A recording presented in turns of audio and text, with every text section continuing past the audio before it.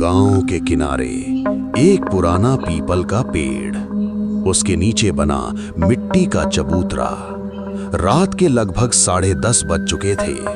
हवा ठंडी थी, लेकिन उसमें एक अजीब सी बेचैनी थी। दूर कहीं कुत्ते भौंक रहे थे और बीच बीच में उल्लू की आवाज। चबूतरे पर 4 आदमी बैठे थे। आग जल रही थी और सब अपने अपने किस्से सुना रहे थे। देखो भाई, मैं तो मानता ही नहीं था इन सब चीजों को, लेकिन जो मैंने 3 दिन पहले देखा ना, उसके बाद से मेरी नींद ही उड़ गई है। मैं रात को अपने खेत की तरफ गया था, सोचा मोटर बंद कर दूं, लेकिन जैसे ही मैं उस पुराने रास्ते के पास पहुंचा, मुझे ऐसा लगा जैसे कोई मेरे पीछे पीछे चल रहा है। पहले तो मैंने ध्यान नहीं दिया, पर जब मैंने अपनी चाल तेज की तो वो आवाज भी तेज हो गई। मैंने हिम्मत करके पीछे देखा, लेकिन वहां कोई नहीं था। फिर भी साफ साफ कदमों की आवाज आ रही थी, जैसे कोई जमीन पर घसीटते हुए चल रहा हो। और जब मैं रुक गया तो वो आवाज भी रुक गई। भाई, उस पल ऐसा लगा जैसे कोई मेरे बिल्कुल पीछे खड़ा है। सांस तक महसूस हो रही थी। मैं बिना पीछे देखे भाग गया। आज तक इतना डर कभी नहीं लगा। तू सही कह रहा है रमेश, अब ये सब आम बात हो गई है, लेकिन मेरे साथ जो हुआ वो और भी खतरनाक था। मैं परसों रात को बाजार से लौट रहा था। रास्ते में वो पुराना कुआं पड़ता है ना, वहां से अचानक किसी औरत के रोने की आवाज आने लगी। पहले तो लगा कोई मुसीबत में होगा, लेकिन जैसे ही मैं उस तरफ बढ़ा, आवाज बंद हो गई। मैं रुका ही था कि पीछे से वही रोना शुरू। मैंने धीरे से पीछे मुड़कर देखा, पर कोई नहीं था। तभी मेरे कान के पास किसी ने फुसफुसाकर कहा, मदद करोगे ना? भाई, मेरी तो जान ही निकल गई। वो आवाज इतनी पास थी जैसे कोई मेरे कंधे के ऊपर खड़ा हो। मैंने बिना कुछ सोचे भागना शुरू कर दिया और तब तक नहीं रुका जब तक घर नहीं पहुंच गया। आज भी उस आवाज की गूंज कान में आती है। तुम लोग जो बोल रहे हो ना, वो सब सुनकर मुझे सालों पुरानी घटना याद आ गई। उस समय मैं जवान था और मुझे किसी चीज से डर नहीं लगता था। एक रात मैं और मेरा दोस्त इसी रास्ते से जा रहे थे। सब कुछ सामान्य था, लेकिन अचानक हवा एकदम ठंडी हो गई, जैसे सर्दी की ठिठुरन हो। हमने देखा कि आगे एक आदमी खड़ा है, बिल्कुल चुप, बिना हिले। हमने सोचा कोई राहगीर होगा, लेकिन जैसे ही हम उसके पास पहुंचे, वो अचानक गायब हो गया। हम दोनों घबरा गए और जैसे ही पीछे मुड़े, वही आदमी अब हमारे पीछे खड़ा था। उसका चेहरा बिल्कुल काला, आंखें नहीं दिख रही थीं, बस एक अंधेरा सा आकार। उस दिन हम दोनों जान बचाकर भागे थे और उसके बाद कभी उस रास्ते की तरफ नहीं गए। तुम लोग जो बता रहे हो ना, वो सब कुछ नहीं है। असली डर तो नरकपुर वाले रास्ते में है। मैं खुद वहां से गुजर चुका हूं और जो मैंने देखा वो किसी को भी पागल कर दे। उस रात मैं अकेला था और जैसे ही मैं उस जंगल वाले रास्ते में पहुंचा, मुझे एक छोटी बच्ची के रोने की आवाज आई, भैया मुझे बचाओ। मेरा दिल पसीज गया। मैंने सोचा कोई बच्ची फंसी होगी, लेकिन जैसे ही मैं पीछे मुड़ा, वहां कोई नहीं था, लेकिन जमीन पर छोटे छोटे पैरों के निशान थे जो धीरे धीरे मेरी तरफ बढ़ रहे थे। भाई, उस पल मुझे समझ आ गया ये इंसान नहीं है। मैं बिना पीछे देखे भाग गया और कसम खा ली कि उस रास्ते पर कभी नहीं जाऊंगा। चारों की बातें खत्म होते ही अचानक हवा और ठंडी हो गई। पेड़ की पत्तियां जोर जोर से हिलने लगी। तभी पीछे से एक भारी आवाज आई, अगर सच जानना है तो मैं बताता हूं। चारों ने एक साथ पीछे देखा। वहां खड़े थे दादा हरिराम, सफेद दाढ़ी, हाथ में लकड़ी और आंखों में अजीब सी चमक। तुम लोग जो महसूस कर रहे हो ना, वो सब किसी डर का भ्रम नहीं है, वो सच है, और उस सच का नाम है साया। ये साया कोई साधारण आत्मा नहीं है। ये उन लोगों की चीखों से बना है जिनकी मौत अचानक और दर्दनाक हुई थी। सालों पहले एक लड़का आया था इस गांव में, बिल्कुल तुम्हारी तरह। उसे भी लगा था कि ये सब बेकार की बातें हैं, लेकिन उस रात जो उसके साथ हुआ वो किसी की भी रूह कंपा दे। वो लड़का शहर से आया था मजबूरी में, और जिस गांव में गया था उसका नाम था नरकपुर। दादा ने आगे कहना शुरू किया। रात के ठीक 11 बजे थे। विनायक नगर का बाजार लगभग बंद हो चुका था। हल्की हल्की रोशनी, सड़क पर उड़ती धूल और उसी रास्ते पर तेज कदमों से चल रहा था रोहित। उसके चेहरे पर घबराहट थी, जैसे उसे कहीं पहुंचने की जल्दी हो। वो सीधे पहुंचा पुराने रिक्शा स्टैंड पर। चाय की टपरी के पास कुछ रिक्शे वाले बैठे थे। रोहित ने बिना वक्त गंवाए कहा, भैया, कोई मुझे नरकपुर गांव छोड़ देगा क्या? बहुत जरूरी काम है, अभी जाना है। सब एक दूसरे का चेहरा देखने लगे। एक आदमी धीरे से बोला, तू पक्का सही जगह पूछ रहा है? रोहित, हाँ भैया, नरकपुर ही जाना है। दूसरा आदमी, इतनी रात में? तीसरा, तुझे किसी ने भेजा है क्या? रोहित चिढ़कर, अरे भैया, आप लोग ऐसे क्यों बात कर रहे हो? मुझे बस जाना है, पैसे ज्यादा ले लो। तभी एक बूढ़ा रिक्शा वाला बोला, बेटा, पैसा सब कुछ नहीं होता।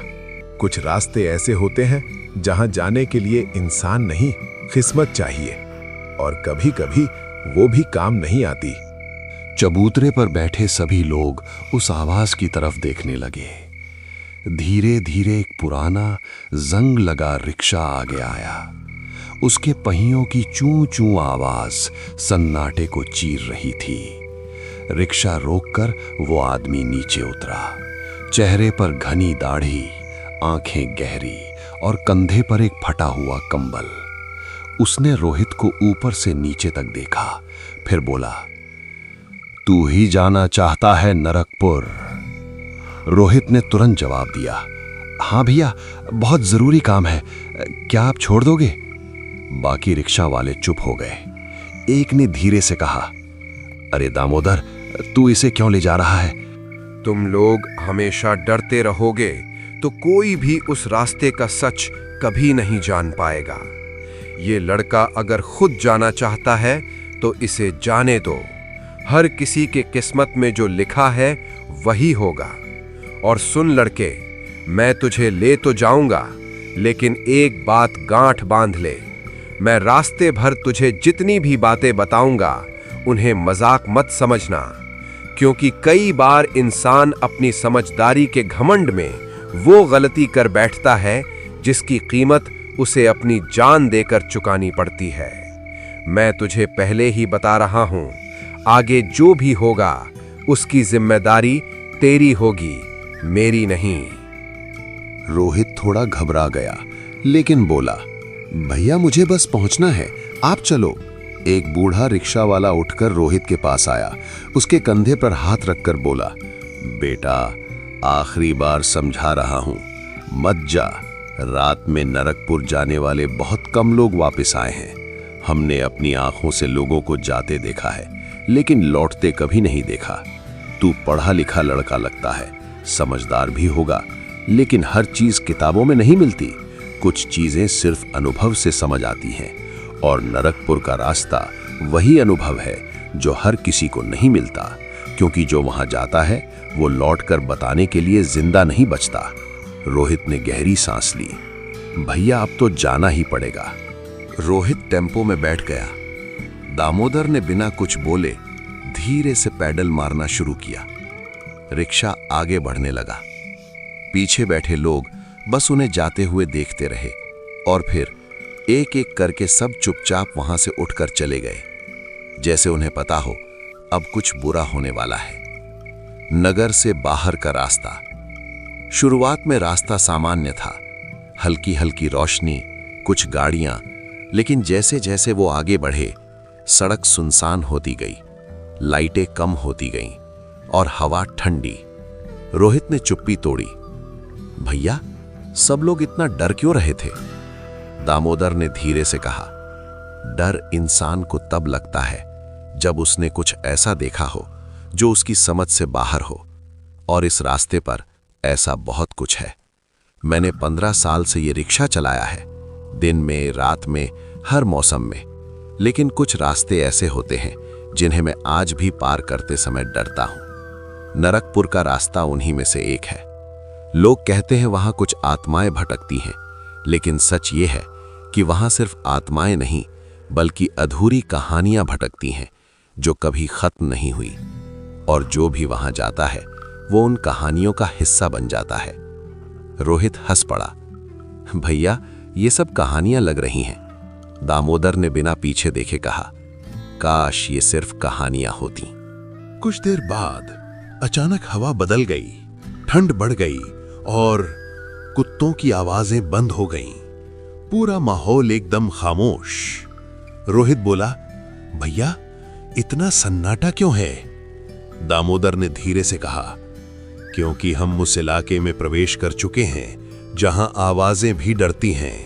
ध्यान से सुन, अगर आगे रास्ते में तुझे कोई पुकारे, चाहे वो बच्चा हो, औरत हो या कोई जान पहचान वाला, तू पीछे मुड़कर मत देखना और ना ही जवाब देना, क्योंकि वो आवाजें इंसानों की नहीं होती, वो बस तुझे फंसाने के लिए होती हैं। एक बार तूने जवाब दे दिया या पीछे मुड़कर देख लिया तो समझ लेना तूने खुद अपनी मौत को बुला लिया। रोहित अब थोड़ा डर गया था, लेकिन बोला, ठीक है भैया, मैं ध्यान रखूंगा। करीब आधे घंटे बाद रिक्शा एक छोटे से कस्बे के पास रुका। दामोदर बोला, ये जुनेदपुर है, आखिरी मौका है, यहीं उतर जा। रोहित, क्यों भैया?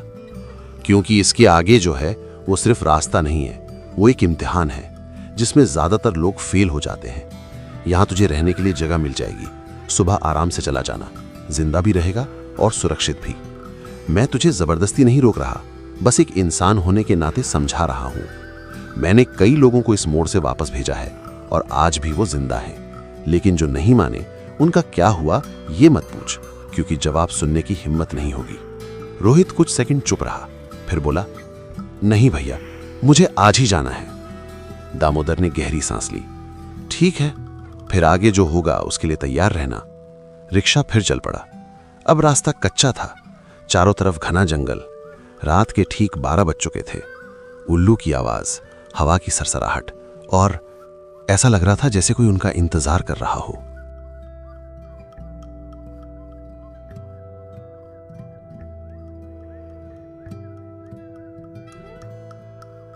कुछ देर बाद दामोदर ने टेम्पो रोक दिया। बस, मैं इससे आगे नहीं जाऊंगा। रोहित, क्यों भैया? क्योंकि आगे नरकपुर है और वहां इंसान अकेले ही जाता है। दामोदर ने रोहित की आंखों में देखते हुए कहा, अब ध्यान से सुन, यहां से आधा किलोमीटर आगे गांव है, लेकिन ये सबसे खतरनाक हिस्सा है। अगर तू जिंदा रहना चाहता है तो सीधा चलता रहे, चाहे कुछ भी हो जाए, पीछे मत देखना। और अगर कोई तुझे पकड़ने की कोशिश करे तो घबराना मत, बस भगवान का नाम लेना और अपने कदम मत रोकना। याद रख, डर ही वो चीज है जो इंसान को कमजोर बनाता है, और ये रास्ता उसी डर पर पलता है। अगर तू डर गया तो ये तुझे निगल जाएगा, हमेशा के लिए। रोहित का गला सूख गया, लेकिन उसने हिम्मत करके कहा, ठीक है भैया। रोहित रिक्शा से उतर गया और जैसे ही उसने पीछे मुड़कर देखा, दामोदर का रिक्शा अचानक अंधेरे में गायब हो गया, जैसे वो कभी था ही नहीं।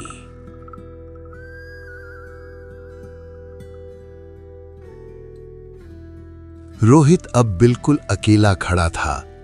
चारों तरफ घना अंधेरा, ऊंचे ऊंचे पेड़ और हवा जो अब फुसफुसा रही थी, जैसे कोई धीरे धीरे उसका नाम ले रहा हो। रोहित, उसका दिल जोर जोर से धड़कने लगा। उसने तुरंत सिर झटक दिया। नहीं, ये मेरा भ्रम है। उसने बैग कसकर पकड़ा और धीरे धीरे आगे बढ़ने लगा। कुछ कदम चलते ही पीछे से पैरों की आवाज, ठक ठक ठक। रोहित रुक गया, आवाज भी रुक गई। उसने हिम्मत करके बिना मुड़े कहा, कौन है? कोई जवाब नहीं। वो फिर चलने लगा। आवाज फिर शुरू, इस बार और करीब। उसकी सांसें तेज हो गईं। उसे दामोदर की बात याद आई, पीछे मत देखना। उसने खुद को रोका और तेज कदमों से आगे बढ़ गया।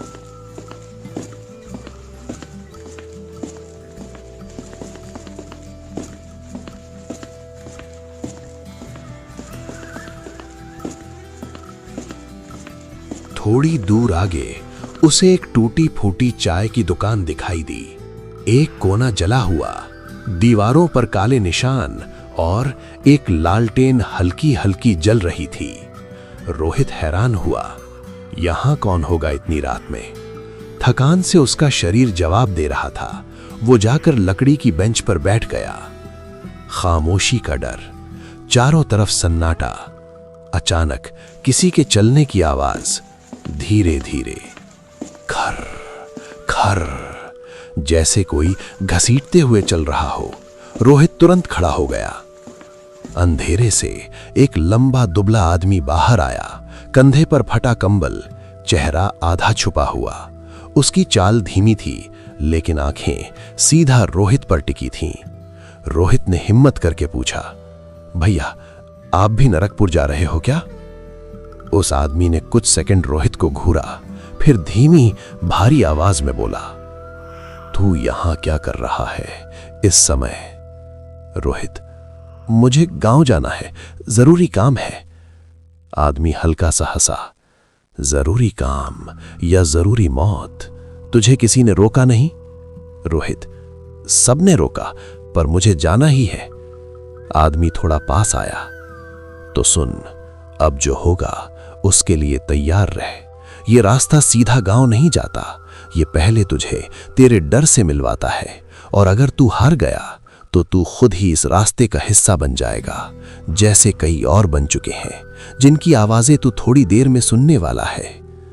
रोहित के रोंगटे खड़े हो गए। रोहित ने डरते हुए पूछा, भैया क्या आप मेरे साथ चलोगे? आदमी बोला, चलूंगा, पर मेरी शर्त मानी तो। रोहित, क्या शर्त? मेरे साथ चलना है तो मेरी हर बात माननी पड़ेगी, बिना सवाल पूछे, बिना सोचे।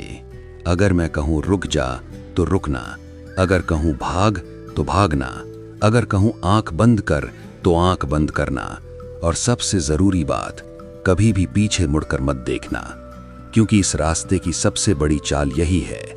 ये तुझे मजबूर करेगा मुड़ने के लिए, कभी किसी की आवाज बनकर, कभी तेरे अपने किसी जानने वाले की आवाज बनकर। और जिस दिन तू मुड़ा, समझ ले तू वापस नहीं जाएगा। रोहित अब पूरी तरह डर चुका था, लेकिन बोला, ठीक है, मैं आपकी हर बात मानूंगा। दोनों धीरे धीरे आगे बढ़ने लगे। पेड़ों की शाखाएं हिल रही थीं, और अब आवाजें साफ आने लगी थीं।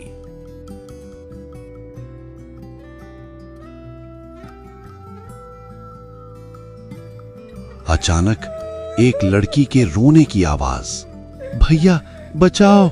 रोहित का दिल कांप गया, वो रुक गया। भैया, लगता है कोई मुसीबत में है।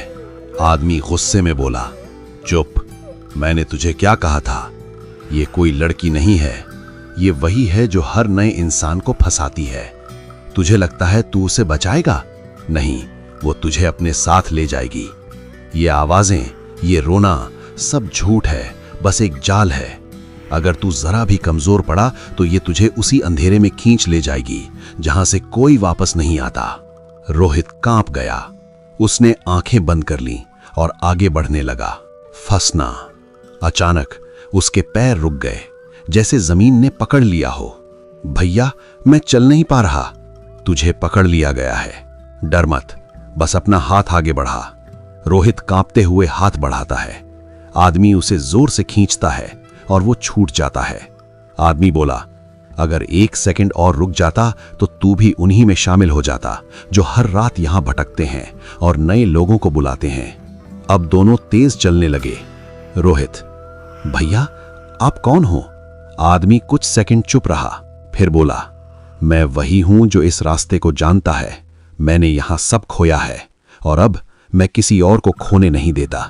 तू मुझे क्या समझता है ये जरूरी नहीं, जरूरी ये है कि तू जिंदा रहना चाहता है या नहीं। रोहित चुप हो गया। कुछ देर बाद दूर से गांव की हल्की रोशनी दिखाई दी। रोहित ने राहत की सांस ली, लेकिन उसी समय पीछे से एक आवाज आई, रोहित रुक जा। और ये आवाज बिल्कुल उसके पापा की थी। रोहित, रुक जा बेटा। आवाज बिल्कुल उसके पापा जैसी थी। रोहित के कदम वहीं रुक गए। उसका दिल जोर जोर से धड़कने लगा, आंखों में आंसू आ गए। ये पापा की आवाज। वो धीरे धीरे पीछे मुड़ने ही वाला था, अचानक उस आदमी ने जोर से उसका हाथ पकड़ लिया। पागल हो गया है क्या? मैंने तुझे कितनी बार कहा है, पीछे मत देख। तुझे लगता है तेरे पापा यहाँ खड़े हैं? सोच, वो इस समय यहाँ कैसे आ सकते हैं? ये वही है जो तेरे दिमाग के अंदर घुस चुका है, तेरी सबसे कमजोर जगह पकड़ चुका है।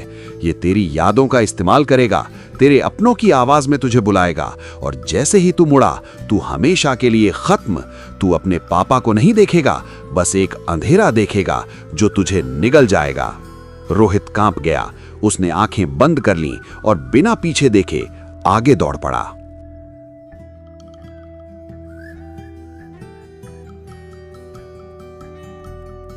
दोनों तेजी से गांव की तरफ भागने लगे। पीछे से आवाजें बढ़ती जा रही थीं। रोहित बेटा, रुक जा, मुझे छोड़कर मत जा, मैं गिर गया हूं। हर आवाज उसके दिल को तोड़ रही थी, लेकिन उसने हिम्मत नहीं हारी। कुछ ही सेकंड में वो गांव के किनारे पहुंच गए। गांव, लेकिन अजीब तरह का सन्नाटा। कोई इंसान बाहर नहीं, कोई कुत्ता नहीं, कोई आवाज नहीं, बस हवा और खाली गलियां। कुछ घरों में हल्की हल्की दिए जल रहे थे, जैसे लोग अंदर छुपे हुए हों। रोहित हांफते हुए बोला, भैया, हम बच गए? आदमी ने गहरी सांस ली, फिर धीमे स्वर में बोला, अभी नहीं, तू बस उसकी पकड़ से थोड़ी देर के लिए निकला है। ये मत समझ कि तू सुरक्षित है, क्योंकि असली खतरा अब शुरू होता है। गांव के बाहर वो तुझे पकड़ने की कोशिश करता है, लेकिन गांव के अंदर वो तुझे ढूंढता है। और जब उसे पता चल गया कि तू उसके जाल से बचकर आया है, तो अब वो तुझे छोड़ने वाला नहीं है। अब तू उसका निशाना बन चुका है। रोहित के पैरों तले जमीन खिसक गई।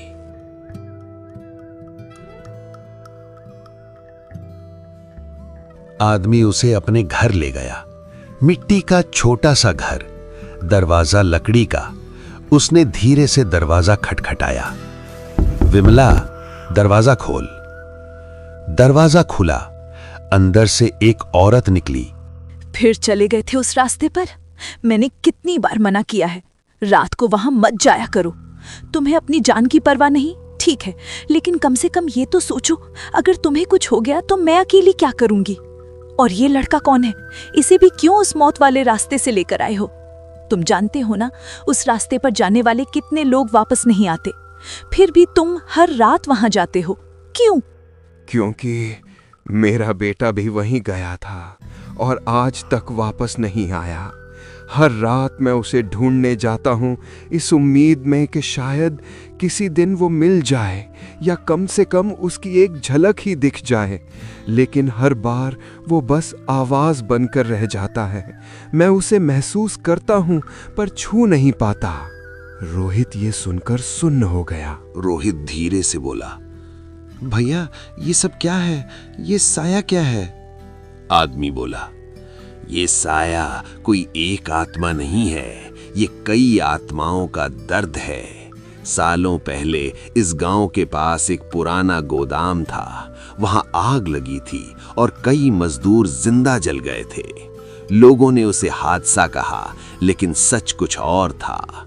उनकी आत्माएं आज भी भटक रही हैं और वही मिलकर इस साये का रूप ले चुकी हैं, और जो भी वहां जाता है उसे अपने साथ खींच लेती हैं।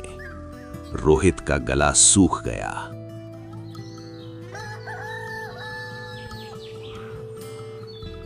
सुनो लड़के, सुबह हो रही है, लेकिन इसका मतलब ये नहीं कि खतरा खत्म हो गया है। यहाँ साया सिर्फ रात में नहीं, सुबह भी घूमता है। जब तक सूरज पूरी तरह आसमान में नहीं आ जाता, तब तक बाहर मत जाना, और अगर जाना तो अकेले मत जाना, क्योंकि ये साया अब तुझे पहचान चुका है। तभी अचानक दरवाजे के बाहर किसी के चलने की आवाज आई। ठक ठक ठक। सब चुप हो गए। आदमी धीरे से बोला, वो यहां तक आ गया। ठक ठक ठक। आवाज धीरे धीरे और साफ होने लगी। घर के अंदर तीनों बिल्कुल चुप, सांस तक रोक ली। रोहित का दिल जोर जोर से धड़क रहा था। वो धीरे से बोला, भैया ये कौन हो सकता है? दामोदर ने हाथ से उसे चुप रहने का इशारा किया, फिर बहुत धीमी आवाज में बोला, जो भी है वो इंसान नहीं है। इंसान इतनी सुबह इस तरह दरवाजा नहीं खटखटाता, और अगर होता भी तो अपना नाम पुकारता। ये बस हमें बाहर बुलाना चाहता है। याद रख, ये दरवाजा नहीं तोड़ेगा, ये हमें खुद खोलने पर मजबूर करेगा, कभी आवाज बनकर, कभी किसी अपने का रूप लेकर। लेकिन चाहे कुछ भी हो जाए, जब तक सूरज ऊपर नहीं आ जाता, ये दरवाजा नहीं खुलेगा। आज तक ये कभी घर तक नहीं आया था।